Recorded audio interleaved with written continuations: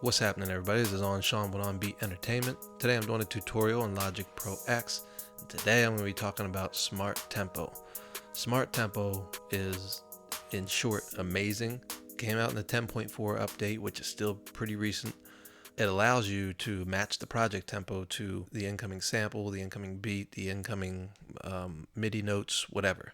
Flex time is typically used to adapt the sample to match your project tempo, but this enables you to match the tempo to the sample or the MIDI notes. You can just play MIDI notes and have the project tempo match it. So I'm going to show you how to do that. It's real simple, real quick. Now I will tell you this before I jump in. Smart Tempo is really tight. It's not super intricate to understand, but there are a lot of things that go along with it. Too many for this tutorial. So there will certainly be things that you can do with it and things that you can tweak it, further ways that you can tweak it than what I'm going to show you here. But this tutorial is going to get you up and running on Smart Tempo, give you a more than a basic understanding of it so that you can start using it right away. So you can see I've got two things up on the screen. One is an Alchemy track and one is an audio track. So let's start right up here, and we're going to come up to your tempo. Now I have a larger LCD display up here. If you don't and you want one, open this and go to custom right here, and boom, that's what you got. So anyway, we're going to come right below the tempo where it says keep tempo and tap that. Yours may say auto or adapt or whatever, I'm not sure. I think the default is keep.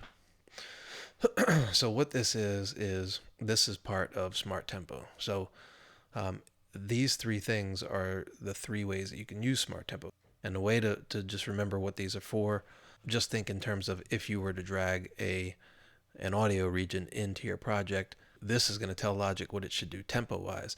Is it going to keep the project tempo, in this case would be 84, regardless of the tempo of the sample? When I drag it in, it's going to maintain the project tempo of 84. If I put it on adapt, however, it's going to adapt that 84 project tempo to match whatever the tempo of the sample is. Auto will select either keep or adapt based on circumstances, and those circumstances are mainly whether or not there's already a region present, which has tempo information, obviously, or there's a metronome playing or something like that, some sort of tempo information going on.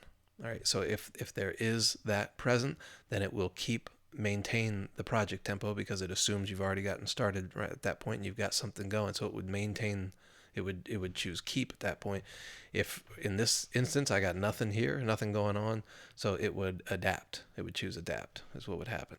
Anyway, you got this other thing here, Smart Tempo project settings. Real quickly, you just want to jump in there real quick, and don't worry about this first thing because this is just a reflection of whatever this is. All right, whichever one is selected here is going to be the one selected here. You can change it from here and it will change up here also.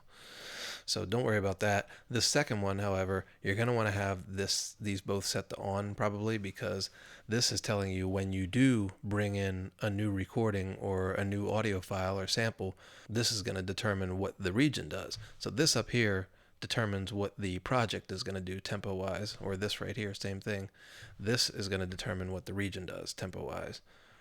With the individual regions that you're working with. So if it's a new recording, then I'm going to have this set to on and align bars, because if I have it off, then it's just going to ignore smart time. Basically, think of this as smart time being off at that point. So we obviously don't want it off, but I have mine set to on plus align bars. That means it's not just on, but it's going to align the bar information, like where it has it's gonna map out and find the first beat, which it assumes is right on the one, and it's gonna align that. Then it's based on that, it's gonna find the one that's on bar number 2, and it's gonna align that with bar 2. And don't confuse aligned with quantize either. This is not gonna quantize your audio or quantize MIDI if it's MIDI or whatever. This is just going to align it up so it's on that grid, so it's on that timing grid, so it kind of matches that grid. If you don't quite understand what I'm saying, no problem, you will just in a minute. And then this one is the same thing, on plus align bars and beats. So it'll align just not the bars, but the beat information also, as far as not beat like, you know, kicks and snares, but there are 4 beats in every bar. That's what I mean. So I just have it on align bars. That's all you really need right now. So and then don't worry about this bottom part. We're not going to talk about that. That's not really relevant to what we're doing here. But this is imported files, the second one, and this is new recordings. So the 2 separate things, and you have to set them both. Once you set them, you can forget them. These things I would have checked, trim start of new regions, except for this one. I wouldn't check the first one for set new recordings. And the reason I don't do that is just because it seems like whenever I do that, it cuts off when I'm playing MIDI. It cuts off the first note like 80% of the time, so it just annoys me. So I keep this off. You could check this one too if you like, but if you're getting what I'm getting in that first MIDI note getting chopped off too much, then I would unselect that. So once we got that going, we're gonna keep it on keep tempo right now, and I'm gonna come over here to let's do the audio stuff first. So so let's say I got a sample, and this isn't really a sample as much as it's a song that I did. That we're not going to listen to the whole song, but I'm going to drag it in so that you can hear. It's a song that I did. I did it at 166. Logic is going to read it as half of that though, as 83, but I did it at 166. So I'm going to drag this in. Now it pops up at this window. The added audio file contains tempo information. We're going to end up keeping the project tempo anyway, so we don't need the tempo information. So I'm going to click don't import. And then boom, I trimmed the song just so it starts right on a 1 here. But before I pull this in, important to note again, I did this song at 166. Again, as far as Logic's concerned, I did it at 83. And right now, if I drag it in, I've got it set to keep the project tempo. So I'm going to set this to 83. And then when I pull this in, we're going to hear how it actually sounded, how the real song actually sounds. So when I drop it here, the added audio file contains tempo information. I'm just going to click don't import because I don't want to import. I'm going to end up keeping the tempo that I have set here. So this is the original.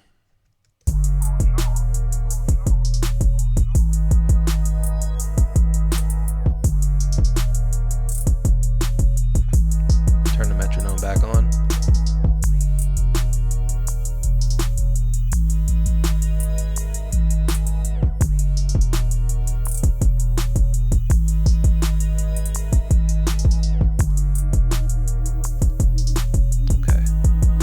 As you can hear there, I played a few bars for you. You can hear it is matching up to the grid exactly because, again, I recorded at 83 and I dragged it into an 83 track.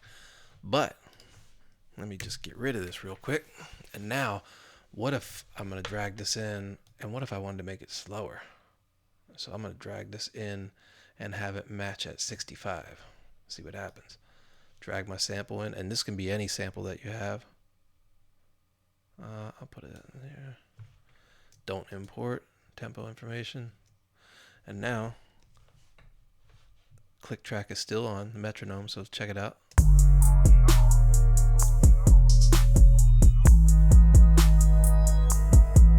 Matches perfectly, didn't have to do anything. You can do this with a beat, you can do this with a sample, you can do this with an entire song. So I'm going to get rid of that, but I can set that at any tempo, and when I drag it in, it's going to do the same thing. We'll just spot check that. I'll go up to 135, which should be crazy fast. Don't import.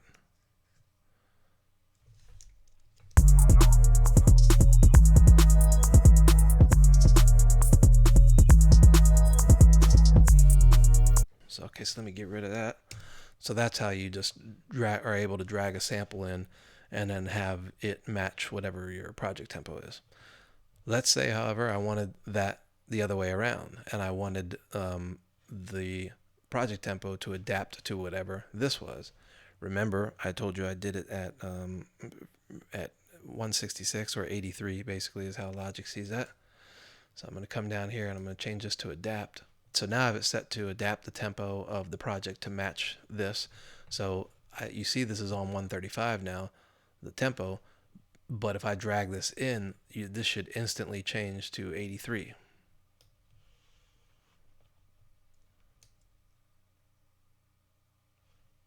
Boom. I don't know what the 0.0013 is all about, but I did do it at 83. So let's take a listen just to double check.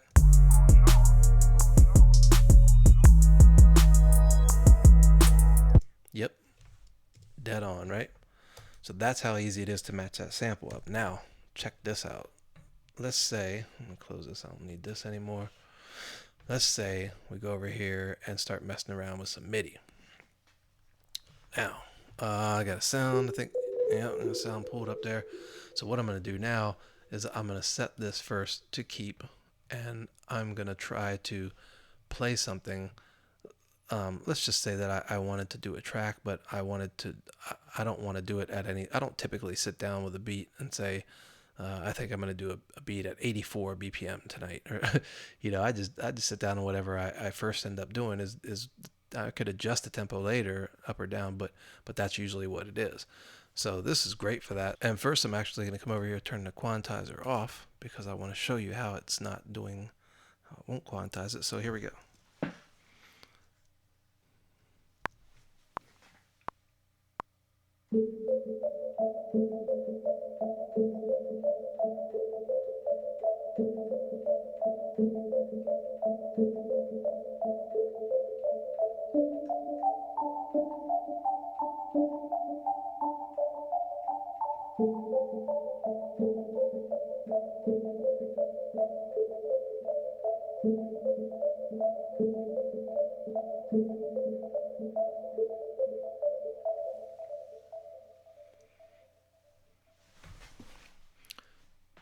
All right, so hopefully you can hear how it got really slow there. I started playing really, really slow towards the end there because I want to show you how it's still going to pick up on it. So let's take a listen right now.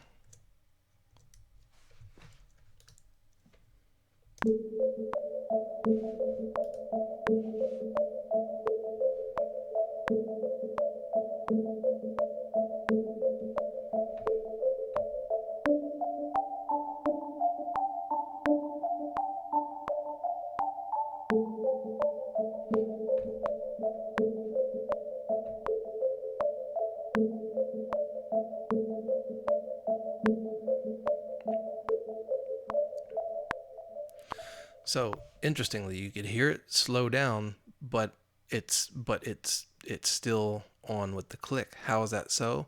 Because we have it set to adapt the tempo. And what happened is it created a tempo map up here.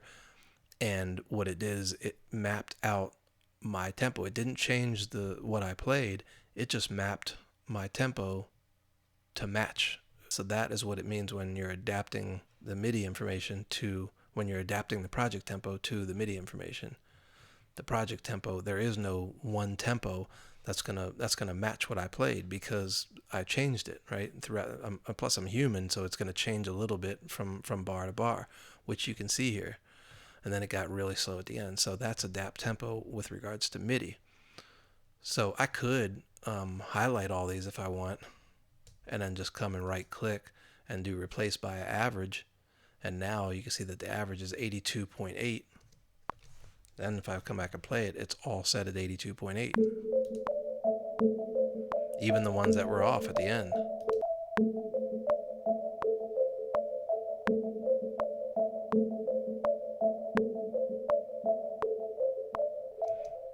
That last one got caught out there, but as you can hear, it did a great job, right? It actually pulled everything. It stopped that slowdown at the end because I averaged everything. It no longer had that slowing down tempo at the end. I averaged the tempo, so now the tempo is 82.8 the entire way through, and I can change that up here if I want. I can actually highlight that, get rid of that last one, and now I can change this to whatever I want. I can come up here and change it to 120.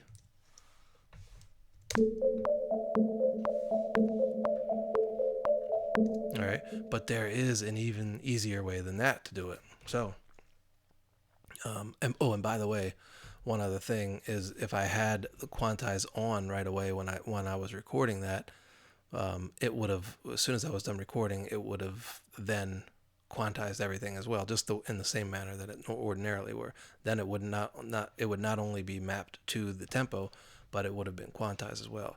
But a better example of that, let's just get rid of this, and we'll come up here.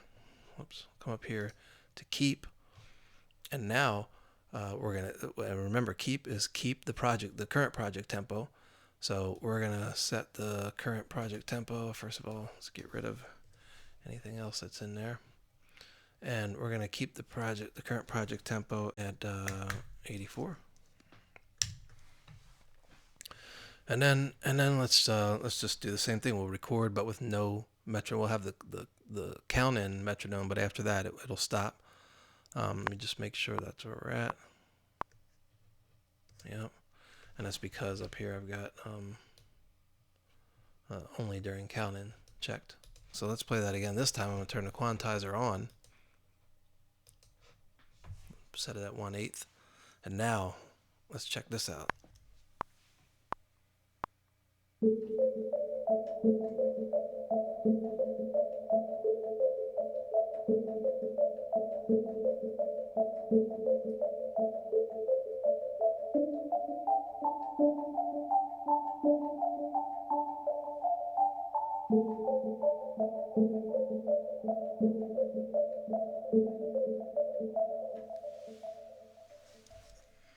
Okay, so let's see how that did. I slowed it up there at the end too. Let's check it out.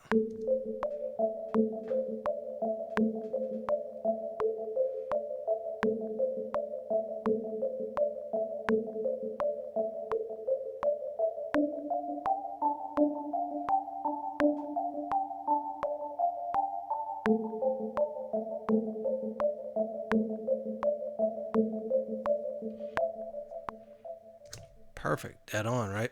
So that's pretty cool. So that's the nuts and bolts of Smart Tempo. This can be used for, again, for so many uses in production.